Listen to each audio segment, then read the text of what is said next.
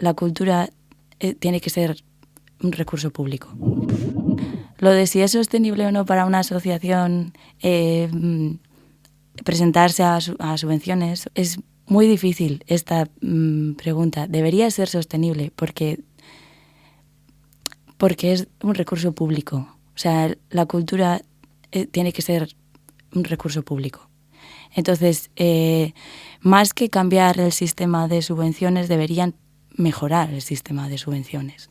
O sea, esto también lo he como compartido con otras personas también de la misma, o sea, de otros gestores y tal, hablando un poco como qué pasa con este sistema, ¿no? Que muchas veces nos precariza, que es totalmente cierto, porque la administración es lenta, porque también a veces es muy rígida, nos da mucho trabajo aplicar y también justificar, ¿no?, los procesos. Totalmente, las temporalidades son las que son, que muchas veces eso hace que los trabajos pues se dividan o no llegues o no, como bueno, esto es una realidad de casi todos los que vivimos en Barcelona y bueno, en Cataluña.